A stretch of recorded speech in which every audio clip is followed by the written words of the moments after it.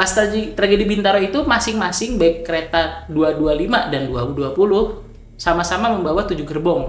7 gerbong. Dan itu over capacity. Nah, kejadiannya itu juga nggak buntut ke buntut ya, tapi adu banteng gitu. Jadi Kepala kepala, jadi tuh masuk. Coba.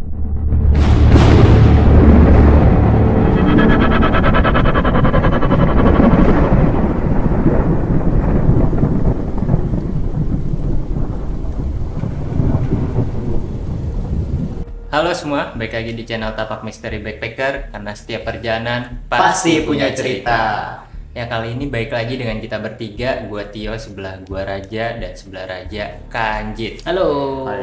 Ya, semoga pada sehat semua ya guys. Amin. Dan semoga teman atau kawan setapak yang menonton juga sehat selalu. Nah, kali ini kita mau membahas sebuah tragedi yang menghebohkan dunia perkereta apian di Indonesia, yang memakan korban jiwa sekitar 139, korban meninggal dan 254 luka berat di tahun 1987. Kira-kira udah ada yang pernah dengar belum cerita apa nih atau tragedi apa? Udah, pasti udah tahu. Udah pada tahu ya mungkin. Banyak ya? yang tahu. Itu pasti harusnya bahkan mungkin Gen Z pun harusnya udah tahu, karena itu kejadian memang mau lu cari dimanapun pasti tahu tuh. Ya, kalau dulu ada kata viral itu pas udah viral. Udah viral banget. Kali ini kita akan ngebahas sebuah tragedi dunia perkereta apian, yaitu Bintaro 1. Ya. Di tanggal 19 Oktober ya 1987, yang terjadi di antara stasiun Sudimara dan stasiun Kebayoran. Lebih tepatnya di daerah mana? Pondok Betung. Pondok Betung ya, Pondok Betung Bintaro. Betul. Ya, kira-kira bisa dijelasin nggak teman-teman yang mungkin udah baca-baca literasi, kejadiannya tuh gimana sih? Spesifiknya jam berapa? Saja. Udah dari gue dulu ya? Iya, boleh. Yang gue tahu ya, yang kita baca gitu ya, kita udah tahu nih secara umum, itu kejadiannya antara kereta 225 dan juga kereta 220.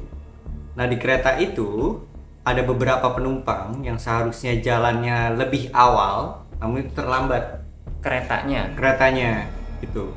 Dan mereka itu sih setahu gue nih ya, yang gue nih taunya nih pernah gue tonton di film. Jadi itu pernah difilmkan 2 tahun setelahnya, yaitu tahun 1989. Nah, di tahun itu filmnya itu sangat memorable banget deh, sangat memberikan kenangan buat kita gitu ya. Salah satunya bagi penumpang-penumpang yang selamat gitu. Nah, yang gua tahu ini kereta itu seharusnya jalannya itu di pukul 6.45 ya. Betul. Koreksi gua kalau salah. Di jalan kereta itu di pukul 6.45 hari Senin. Ya. Ya, pada hari Senin. Kasih tahu dulu dong. Pada tanggal 225 itu jurusan mana, 220 jurusan mana. ya, untuk ya. Dia bingung nggak setapak. Di 225 itu jurusan Rangkas Bitung, Tanah Abang atau Palmerah.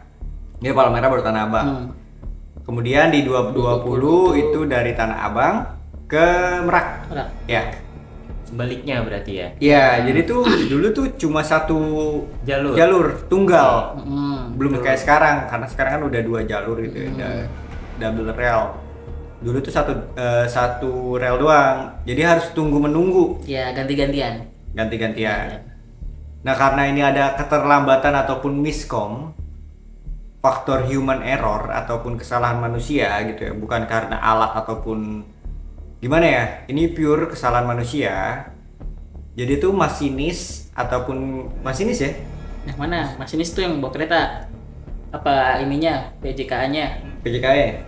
Jadi kan di situ yang gue baca ya, yang gue baca juga tuh masinis tuh akan berangkat kalau dapat perintah, sudah boleh berangkat dari apa ya namanya ya, yang PPKA-nya. Jadi yang mengatur pimpinan ini kereta apinya itu kalau dia dapat sinyal jalan. Iya. Ternyata sinyal itu diberikan kalau kereta 220 boleh jalan karena memang sudah terlambat kalau nggak salah yang gue baca ya teman-teman kawan setapak silahkan di cross check kebenarannya. Dari Kebayoran ya. Kebayoran ke arah ke Merak. Terus sementara yang dari Rangkas ke mana namanya Tanah Abang itu sudah itu lagi jalan juga. Jadi jadi belum nyampe. Belum nyampe. Dia udah disuruh jalan gitu. Karena yang di Sudimara itu udah penuh. Peronnya udah penuh. Jadi harus ada yang jalan. Yang jalan ya kereta yang 220 itu. Tuh. Jadi 220 225. Sorry ya. 225 itu yang harus jalan. Nah, karena keterlambatan itu terjadilah sebuah tragedi yang sangat memilukan dan gimana ya? Sangat menyayat hati juga sih. Tragis lah. Iya, tragis banget. Soalnya tuh terbesar banget ya kejadian terparah yang terjadi di PT PJKA ya. Dulu namanya PJKA. Perusahaan Jawatan Kereta Api. Sekarang PT KAI. Itu salah satu yang terkelam ya. Parah. Apalagi itu kenapa bisa dibilang terkelam? Karena kereta 225 itu berisi sama karyawan yang mau berangkat kerja. Iya, hari Senin. Hari Senin. Jadi hari Senin. Hari Senin. Ya lu teman-teman kawan setapak bisa ngebayangin deh gimana crowdednya hari Senin di stasiun kereta dan banyak orang yang mau naik kereta segera sampai ke kantor biar nggak terlambat segala macem. Itu kalau mungkin sekarang akomodasi keretanya udah banyak, gerbongnya yang bisa banyak. Kalau pas tragedi Bintaro itu masing-masing baik kereta 225 dan 220 sama-sama membawa 7 gerbong. 7 gerbong. Dan itu over capacity. Dulu kan sampai ada yang ke atas gitu, di depan kereta, saking penuh di depan masinis gitu. Makanya kenapa bisa dibilang tragis itu karena over capacity. Dan menurut data yang gue pernah baca di artikel itu over capacity-nya bukan 50%, 100%, 200% dari over capacity. Jadi itu lebih dari 100%. Nah, kejadian itu juga nggak buntut ke buntut ya, tapi adu banteng gitu. Jadi kepala kepala jadi itu masuk. Coba antara kepala teman-teman bayangin aja. Jadi besi ketemu besi gitu. Dan lu ada di tengahnya. Kecepatannya tuh yang 80 km per jam gitu. Enggak secepat itu kok, Ja. Nggak nyampe 60 bahkan. Cuman memang kalau kereta api kan dia butuh waktu yang kereta api, apalagi kereta api itu kan harus kereta api yang lama, bukan yang dengan sistem pengereman yang baru. Jadi lu harus ngerem 200 meter sebelum bener-bener berhenti. Dan lu nggak bisa ngerem karena dua jalur kalau teman-teman kawan setapak tahu Pondok Betung itu dia posisinya belokan. Posisinya belokan. Jadi lu nggak bisa ngeliat tuh yang dari sono ada apa, dari sini juga ada apa. Jadi ketemu tengah-tengah adu banteng dan yang dari terjadilah tragedi Bintaro itu. Teman-teman bisa ini sendiri deh. Bisa bayangin sendiri deh kayak gimana. Di YouTube udah ada filmnya, di internet, di Google pun banyak artikel-artikel dari media massa besar yang mengupload foto-foto kejadian itu. Nah, setelah kejadian itu sudah ada beberapa korban yang sudah teridentifikasi dan belum teridentifikasi karena banyaknya korban yang telah menjadi yang menjadi korban intinya gitu. Pasti adalah yang namanya yang disalahkan gitu ya.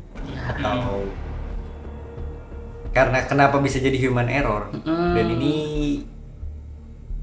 ada beberapa ini dari PJKA-nya sendiri. Yaitu salah satunya adalah yang udah banyak diomongin yaitu adalah si Bapak Slamet ini ya. Ada PJKA-nya, dari PJKA-nya kena sanksi tegas. Terus P3KA-nya juga kena sanksi tegas, sama yang penjaga langsirannya itu yang penjaga pintu keretanya itu yang memperbolehkan lu jalan itu juga Pak Slamet itu yang Oh, yang Langsiran ini namanya Pak Slamet ini. Nah, si Pak Slamet ini dipenjara sekitar 15 tahun nih. Sekitar 15 tahun. Tapi kelalaiannya tuh apa yang menyebabkan Pak Slamet ini bisa dibilang jadi tanda kutip ya, penyebab terjadinya kecelakaan itu? Sebenarnya sih miskom ya. Karena kan dulu masih kurangnya ya komunikasi, nggak secanggih sekarang. Masih bias. Lu nggak bisa kirim email, kirim WhatsApp ini pada saat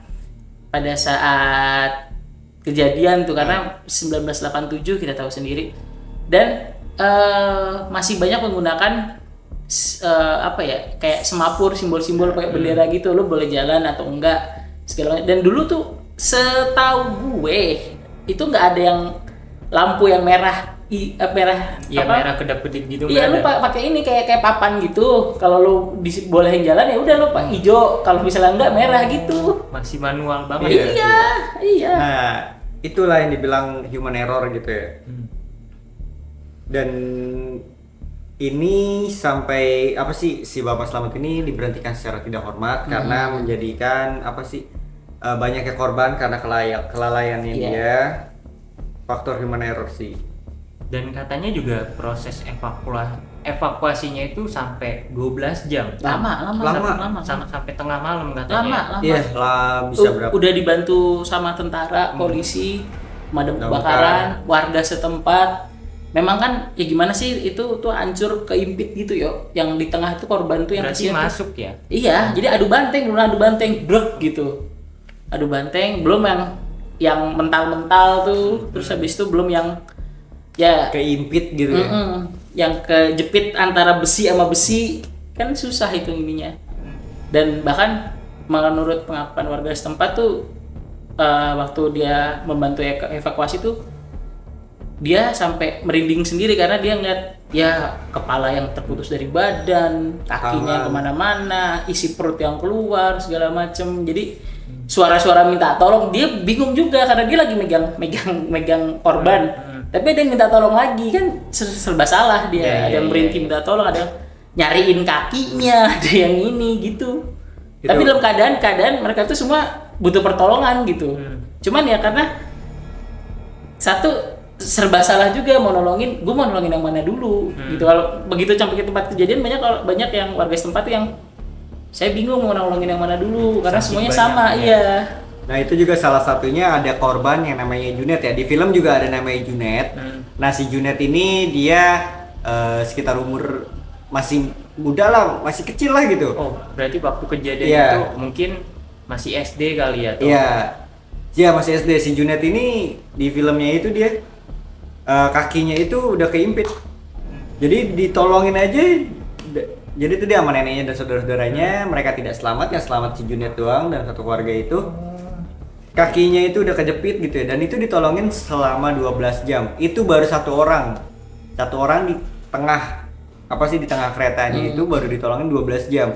Dan setelah ditolongin oleh tim yang bersangkutan, si Junet itu harus kehilangan kakinya dan harus diamputasi. Itu terkenal banget kok si Junet ini. Di filmnya tuh diangkat dari cerita si Junet gitu. Dari point of view-nya Junet ya. Point of view-nya gitu. Dan buat informasi kawan setapak, kalau kereta waktu itu yang digunakan ya itu kereta buatan Hensel Jerman. Kepala keretanya itu sendiri, maksudnya yang narik gerbong itu beratnya hampir 90 ton, dimana tiap gerbong itu berbobot 35 ton. 35 ton. Maksudnya sama orang tuh sekitar segitu. Nah udah, itu coba lu bayangin dalam kejadian seberat itu, tarik menarik gitu. Beradu gitu. Gitu. Seperti apa? Itu itu diceritakan ya dari orang-orang sekitar gitu. Mereka mendengar suaranya itu, tabrakannya itu kenceng